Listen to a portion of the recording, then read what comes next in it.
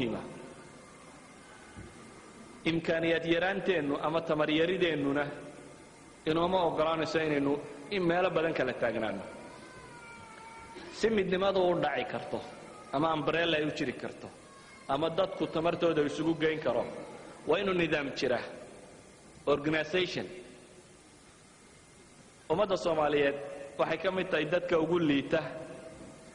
organizations سيد الله سمايه أما سيد وشري لها وهي علوم الإدارة وحكم النقال أدون وقول لي بدي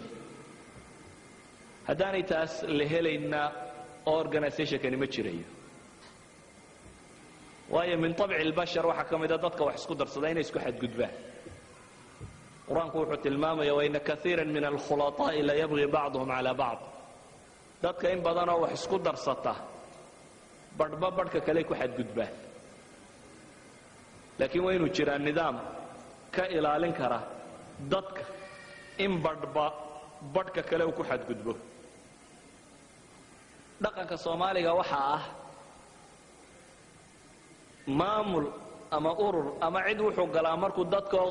hoggaanka markuu ku kalsoon yahay qura laakiin haday kalsoonidu yara dhimato ama yara dhaawacanto waxba iskuma darsado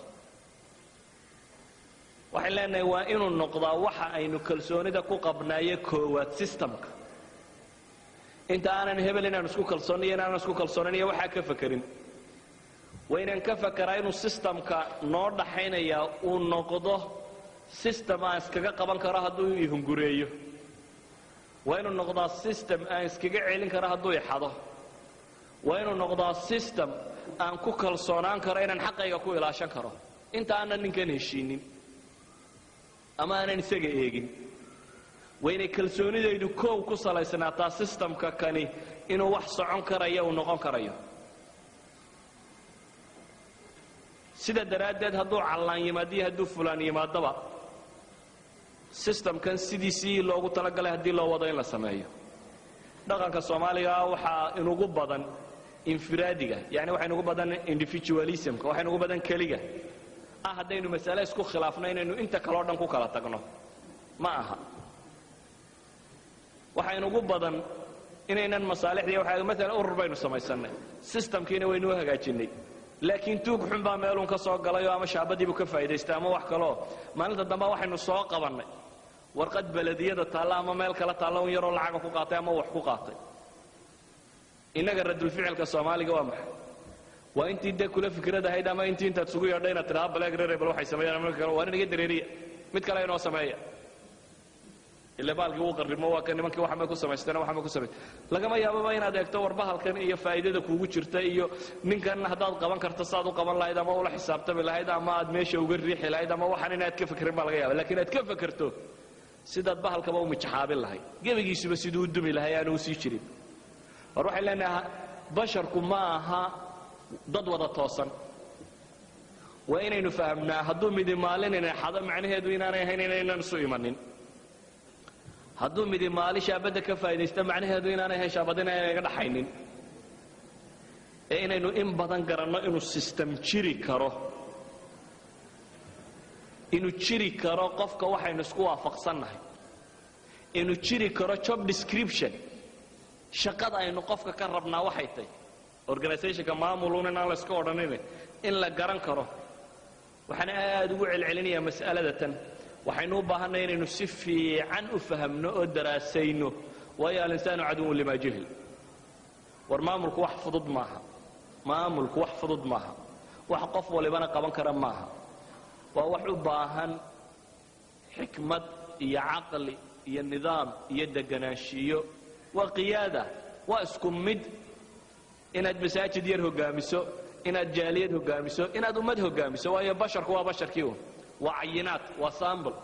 سامبل كيريا كوين واسكو نوعه قياده وقياده وحين باهنا مساله داينو aad u jilcino oo aad u fahamno way hadayna si wanaagsan u fahmin maanta intayna dawladdu ina yara dhibaatayso aynu xamaasadoono urur waynu samaysan karnaa inuu ku wada jirno dhamaanteen laakiin mushkiladda yarayna haysata maanta haday danto oo ay baabaado ururkuna uu la dumaya way xamaasadan iyo ururkan waxana ku salaysanayn inuu qolada markaa iskaga cadaadino mar cadaadiskii laakiin haduu dhamaado ururkina uu la dhamaanaya waayo waxaynan weli si fiican inaga dhaadhacsanayn qaab dhismeedka urursadu noqon kari lahaa ama u jiri kari lahaa ama loo wadi kari lahaa insaankuna had iyo goor waxaanu aqoon waa u cadow waxaan aad u xasuustaa nin walaalada inuu fadhiyaan u malaynaya ka mid ah oo raggii wax soo dhigtay jaamacadkii Soomaaliyeed ka soo baxay jaamacadkan kale reer galbeedka iyo meelaha galay ka mid ah ayaa nin kale oo walaalkii masaajidkan oo aslabu accounts ka bilaabay accounting warwadaada accounting iska bartabal sidan wax loo xisaabiyo waxa kan dabeetana waa la iska dhigdhigaystay maalin dambe ninkii eray buu yidhi war heede waa jaamicigii war shawjeebkaygaba sidaan u xisaabiyo ma aqoon buu yidhi waayo ma ahayn takhasuskiisa dhaqanka Soomaaliyeedna kama mid aha qofku inuu waxyaabo badan wax ku ogaado ama waxaas waxaan taa uga jeedaa in badan waa laga yaabaa idaaradu inay iskala fududay ama wax macna badan sameynaya inaanay ahayn laakiin ikhwati fillah waxaan leenahay mushkiladeena koowaad gun iyo baar waxay ku salaysantahay maamul xumo sadaradeed jaaliyada tani hadii jiritaan fiican laga rabo waa in loo daraaseeyaa oo la isugu dayaa oo loo fahmaa idaara fiican iyo maamul fiican say u heli lahayd oo midayn kara ama wadi kara kaasi waa qodobka koowaad ee aan u arkayo inuu muhiim yahay haddii kaa lagu saaqido waxaan u arkayaa humuumta weyn aynu rabno inaynu qaadno inaynan qaadi karaynin innagana markaad u fiirsato jaaliyaadkeena ururadeena islaamiga masaajidkeena in file managementku ka xun yaaba laga yaabo sidoo xataa faylasha meesha la dhigay inaanay xataa meeshii hagaagsanayd ahayn si wanaagsan loo maamulo daayay ee kalsoonideena iyo camal badnideena iyo wixeena inaynu iskaga wadno qadiyada labaad ee aan u arko Yurub hadii la rabo in la sii joogo inay muhiim tahay inaynu aad xoog u saaro waa siyaanati al-usra wa adam tafakkukiha inaynu ku dadaalno inaan qoysku burburin qoysasku inaanay burburin mar kasta oo qoys burburaba xagga halaagaynu sii badanayna inaynu dareenno qoysku inuu yahay mukawanaadkeena asliga aynu ka samaysanahay bulshadeenu ay ka kooban tahay hadduu qoys ka midi ama qoyska burburkiisu hadduu bato ogsoono waa calaamad tilmaamaysa ummadan burburkeeduna inuu badanayo waa calaamaadka lagu garto inhiyaari umam inay familiesku burburaan haddaad ummad talaaqu ku badayay aragto ummad furitaanku ku badayay haddaad aragto waa calaamad sheegaysa inhiyaarka ama burburka ummadan inuu sii soconayo badanayo sida daraaddeed waa in organizationkeenu shaqooyinka koowaad ee uu ka fakarayo ama waxa koowaad uu qabanayo ama waxa koowaad uu xilka weyn iska saaraya inay noqoto qoys burbur sidaanu inoogu dhici lahayn waxaan aad u dareemayaa intaynu galbeedka nimid dhaqanka furitaanku inuu inagu batay adnaa shayna inuu furitaanku ka dhaco waxaan aad u dareemayaa yani waxyaabo badan baa jiro sababa inuu gurigu burburo مثلا waxa sababa inuu ziwaajku marka hore غير طبيعي guurku marka hore inaanu si طبيعي u dhicin qaarka غير طبيعي waxa laga yaabaa inaanu inaga xaqeenan ku badnayn had iyo goor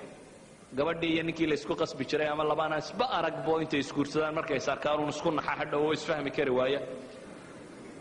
ama